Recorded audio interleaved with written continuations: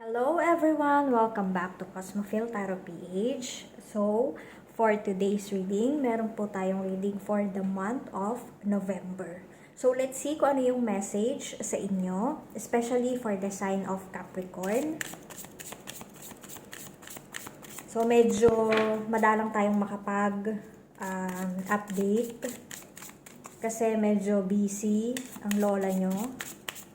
So, marami pa kasing inaasikaso. But hopefully, by November, we can give you an update regularly. So,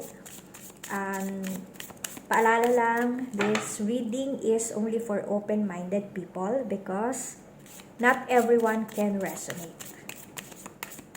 So, lagi naman nating sinasabi yan.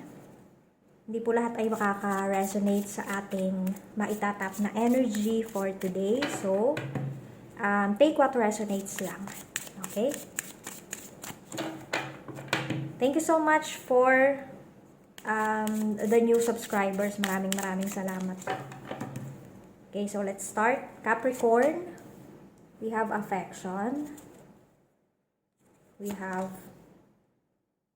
tranquility, and we have energy. Now, ang ganda ng iyong bungad ng iyong November, Capricorn, because we have here affection. So, marami sa yung, kumbaga Capricorn, you will know or you will feel something. Maraming dadating na mafe-feel mo na ikaw ay pinapahalagahan. So, ikaw ay minamahal ng mga nasa paligid mo. Finally, you will realize. And then, meron ka rin ditong sign of intuition, Capricorn. So, sobrang lakas ng pakiramdam mo again this November. And that will be your advantage kasi magagamit mo siya sa decision making and then sa kung sino yung nagtatraidor sa paligid mo. You can easily determine them. Kahit walang pruweba, you can easily feel that something is different. So, magagamit mo siya. At the same time, we have tranquility. So, there's an enlightenment, Capricorn, this November. So, enlightenment siya in terms of, parang kung minsan naguguluhan ka, now, you will have the clarity. Parang magkakaroon ka ng mental clarity sa mga bagay-bagay at sa paligid mo. And then, there is the candle. Nakikita ko rin yung candle na symbol dito, na finally, you will have a wish fulfillment this November. May it be your career, kung ano yung minamanifest mo, or negosyo na gusto mong itayo, or something na investment, or something na pagta-travel, na in which you are manifesting it na matagal na. Finally, it will arrive. Okay? So, yan ang pasabog ni November sa'yo. Now, you also have the energy. Itong energy card na to, gustong-gusto ko kasi once na lumabas yan, para kasi siyang the sun card. So, as the card says, energy, ayan, umaapoy ka, Capricorn. So, nangingibabaw yung iyong dedication, hindi ka sumuko. Maybe something na naging challenge sa'yo ngayong mga nakakaraan. And for November, ayan, nagbunga na siya. So, like a citrus, parang biglang, prutas kasi siya so parang biglang nagbunga na. Nagbunga na yung iyong hard work. Okay? So, ayan, umaapoy ka and then, hindi ka kumukupas, Capricorn. So, still, meron kang mga manifestations and then yung effort mo ay magdodouble. Finally, magkakaroon ng resulta yung pinakahihintay mo. So, maganda yung bungad sa iyo ni November.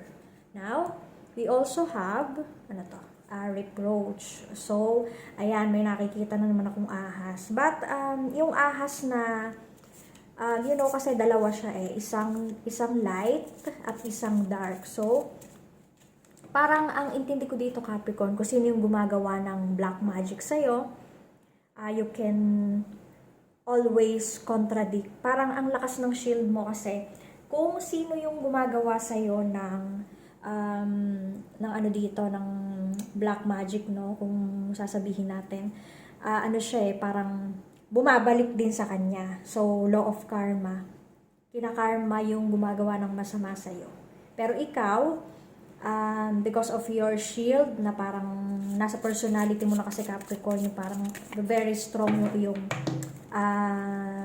shield, no? So, nakakaya mong makonta kasi ang ruler mo ay si Saturn. So, hindi pumapayag kasi si Saturn, no? So, na ganun-ganun na lang yung mga gumawa sa'yo ng ng masama. Okay, so bumabalik siya. Now, if you have a question, ayan, nauna ko na ilapag yung card, kung kailan ba or magagawa mo ba or is it possible or paano kaya ito, parang nasa ngayon nahihirapan ako, but kailan ba talaga matatapos to, kailan ko ba makakamit yung aking hiling, kasi nakaano siya dito sa tranquility. So like what I said, meron kang wish fulfillment. Now, tinapatan niya pa ni Sun. So, malapit na Capricorn, no? And then, your angel number also is 555. Okay, so paki-search nyo na lang kung ano yun, no?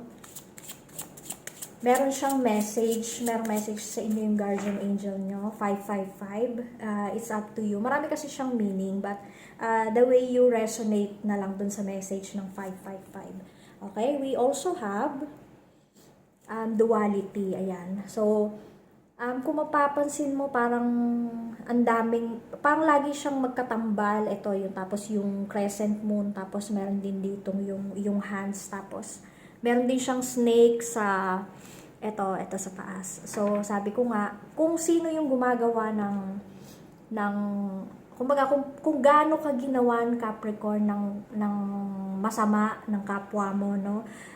Babalik sa kanila yon, pero sa'yo ang balik ay maganda.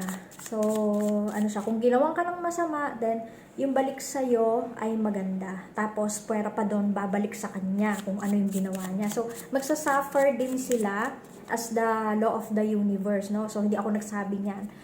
Yan ang law of the universe talaga. Okay? So, napaka-humble mo kasi, Capricorn. Kahit anong gawin mo or kahit anong gawin sa'yo ng kapwa mo, it's parang pinapalagpas mo na lang and mas nagfo-focus ka sa sarili mo at sa manifestations mo. Okay? So, huwag kang mag-alala, Capricorn. Soon, yung pinapangarap mo, kung ano man yung tanong mo or ano yung wish fulfillment, soon. So, pwedeng, sabi ni Universe, pwedeng ito ay November, or kung hindi mo siya mangyari ng November, possible na sa mga susunod na buwan. Just be patient.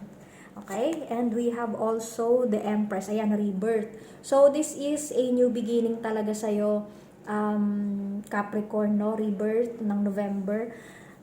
Kung ano man yung iyong pinagdaanan ngayong mga nakakaraan, kasi parang tense na tense ka, no? So, meron kang energy ng, yun nga, citrus, the sun, tapos meron ka pang wish fulfillment, and then you have the rebirth. So, parang panibagong character ng isang Capricorn yung magiging bubulaga sa lahat ngayong November. Okay? And then, we also have Knight of Wands. Teka, medyo malabo yung mata ko rito, Capricorn. Sorry, ha? Okay, so, meron ditong King of Wands. Possible na nire-remind ka ni Universe na you are capable of achieving your goals. Basta maging, ka lang, be patient. Ayan ang sinasabi. Okay, so, malapit na. Ayan, nagtapat sila nung soon. But, there's something holding you back, no? Na hindi mo sure kung ano. Okay? So, we also have, ayan, the Lovers. There's a balance. So, may balance dito, Capricorn. Yun yung sinasabi ni Universe na just be patient. Soon, marireceive mo na yan. And marirebirth ka, no? So, bagong-bagong ikaw yung dadatnan ng ibang tao, yung makikilala. Parang isang pasabog sa iyong personality, sa iyong career, sa iyong business, sa iyong finances. So, lahat yan, there's a balance. So, meron din ditong duality, no? And then, for your love life naman, there's a chance na may dadating, yes, pero I think hindi pa siya yung focus mo sa ngayon, Capricorn, no? maybe you are oblivious at some point kasi hindi mo pinapansin. Maaaring nakikita mo pero hindi mo siya pinapansin. Kasi nga, nakafocus ka sa ibang bagay, hindi sa love life. Okay? So, just focus sa iyong manifestation sa career kasi once na you build your, parang build your empire first, tapos, dyan na masusunod naman yung love life dyan. So, wag lang magpadalos-dalos sa nararamdaman, Capricorn. Okay? Yun lang. Good luck.